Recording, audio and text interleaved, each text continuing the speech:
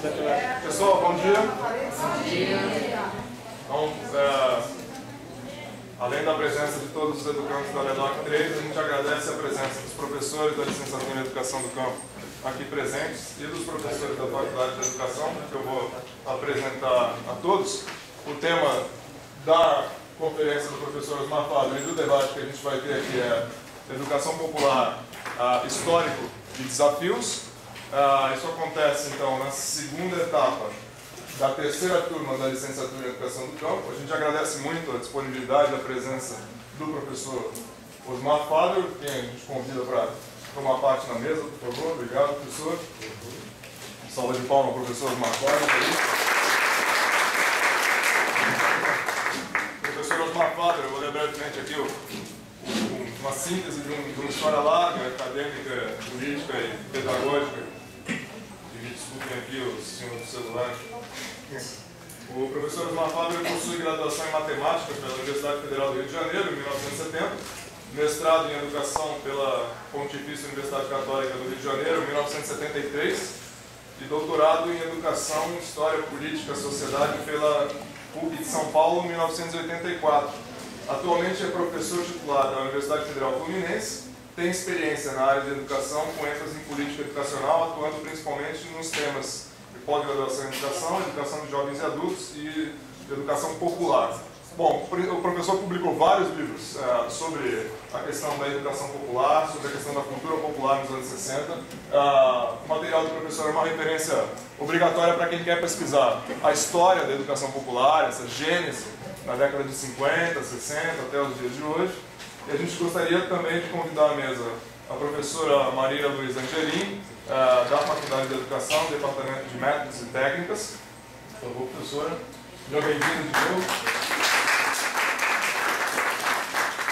A professora Maria Luísa Angelim é uma referência aqui na Universidade de Brasília, pelo longo trabalho que faz de educação. Praticamente quase todas as turmas de licenciatura da Universidade de Brasília passam por ela, na disciplina de didática. A gente tem doutores aqui no campus que, durante a graduação, foram alunos da professora Maria Luísa Angelim, quer dizer, ela colaborou com a formação, participou também das lutas e dos processos da década de 60 e 70, e tem sido um apoio forte para a gente, uma referência do ponto de vista do histórico e dos trabalhos hoje feitos em educação popular, educação de jovens e adultos, aqui na Universidade de Brasília. A professora tem trabalhos na Ceilândia, tem trabalhos na área de Valparaíso, né? Tem núcleos, tem capilaridades aí com comunidades dessas regiões aqui do Distrito Federal em torno.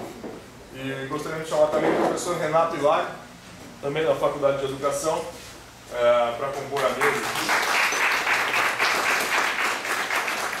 Também um professor importante nessa área de educação popular, participa do processo de coordenação de um centro de educação popular chamado CEDEP.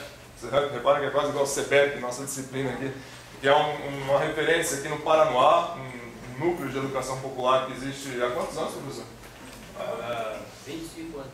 Já há um quarto de século lá no Paranoá, que também para todo mundo que trabalha com educação popular é uma referência importante aqui no Distrito Federal. Aqui, professores, nós temos a Licenciatura em Educação do Campo, tem 15 professores, aqui estão vários deles, de diversas áreas. Está aqui o professor Jair, da Filosofia, está ali a professora Mônica, da Educação, Política Educacional, Mônica Molina, da Educação do Campo, o professor Daniel Baioche, da área de Biologia, a professora Ana Isabel, da Pedagogia, o professor Vicente, que é do Instituto Federal, está lá atrás, que é da área de Agronomia, Agroecologia, Física também, que participa aqui da licenciatura.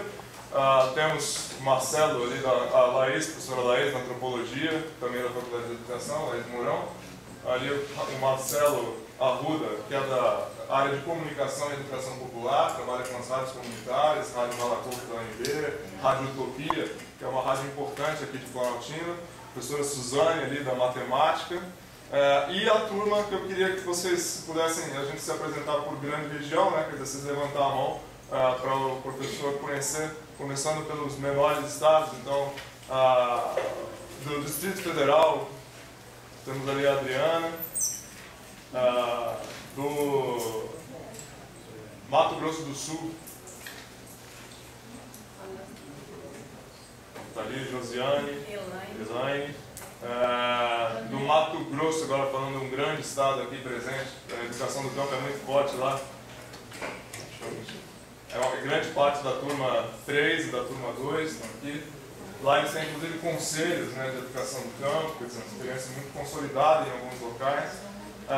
Do território Calunga, tanto de Cavalcante, Xaleque, são de Goiás.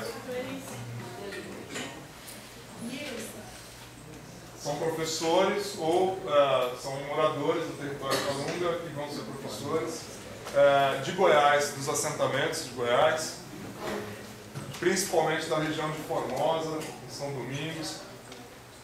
O Henrique, na turma, é um angolano, que ele está lá do lado do Vicente, enfim, e é professor em São Domingos. Esqueci algum estado? Minas Gerais. Em Minas Gerais. Aqui, Pedra de Maria. Então essa é a turma, quer dizer, uma turma que basicamente é do Centro-Oeste. Minas, porque está dentro da jurisdição aqui do INCRA, SR28, pega essa parte de Minas, Unaí, Buriti, Arinos. A turma 1 é no centro-sul do país, a gente tem uma parceria com o ITER, Instituto Técnico de Educação e Pesquisa na Reforma Agrária.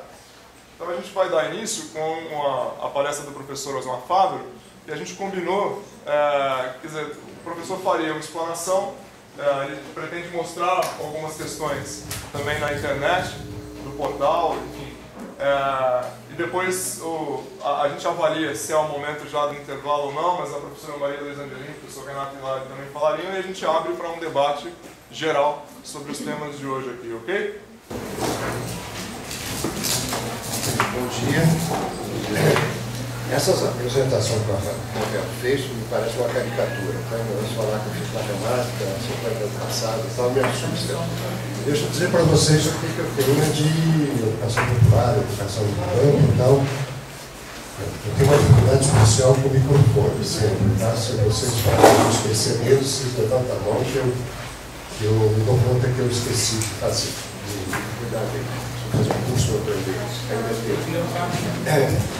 Eu terminei meu curso universitário em 60, tem que dizer que foi uma licenciatura em matemática, e comecei a trabalhar em 61, no primeiro dia de 61, em educação de adultos. Naquele período a gente não usava a designação de educação de jovens adultos. As coisas oficiais diziam educação de adolescentes e adultos. Então, a minha história, para contar para vocês, vem desse período de 61. Eu comecei a trabalhar num movimento chamado Movimento de Educação de Base, que foi criado pela Igreja Católica com o dinheiro do governo federal. Mas foi mais ou menos no mesmo período em que começaram a nascer os que a gente chamava Movimento de Cultura Popular. Movimento de Cultura Popular do Recife, no começo só da cidade do Recife, depois se estendeu para outra cidade de Pernambuco. Em Natal, um movimento que se chamou De Pé no Chão também se aprende a ler. A UNA, União Nacional de Estudantes Universitários, era muito forte, criou centros populares de cultura, mas trabalhando com cinema, com teatro, com essas coisas. Então, foi um período de 61, 62 que começaram a brotar essas coisas no Brasil inteiro. Basicamente, os sindicatos operários eram muito fortes, o movimento estudantil era muito forte, o movimento de igreja estava se abrindo naquela fase chamada de igreja progressista, com bastante trabalho de base, que depois foi dado às pastorais, a pastoral do índio, a pastoral operária, a pastoral da juventude. Atualmente isso acontece na região de vocês, na região de São Paulo, Rio, está tudo meio reacionado de novo. Tá? Eu queria, assim, uma meia hora mais ou menos, dizer para vocês por que existia, um pouquinho antes disso, o que foi esse período desses movimentos, o que resultou ainda, e um pouco depois aí conversar com vocês sobre os desafios de hoje, que é a proposta que o Rafael fez. Eu tenho trabalhado essa história durante os últimos 5 anos, eu tenho mexido em todos os papéis que eu acho, em todas as coisas que eu acho. Como essa história é uma história que não existe nenhum livro de história da educação brasileira, tem muito livro sobre ela, mas ela não é considerada na história da educação brasileira. A educação popular é uma coisa que corre ao lado da história oficial, que é muito escolar, muito certinha para essas coisas. Então tem 30 ou 40 livros escritos sobre essa história, fora os movimentos, fora os documentos originais que a gente descobre, que não foi perdido, ele foi jogado fora, entende? E eu estou recuperando, fiz um primeiro DVD, agora Maria Luísa e o João estão ajudando a botar isso na internet, então tem uma porção de coisa na internet. Faz 5 anos que eu só trato isso, estou sendo assim, só penso naquilo, 5 anos. Então, para mim é fácil contar essa história. Eu não sei até que ponto ela interessa para vocês. Se não interessar, vocês dizem logo que a gente muda disso, tá?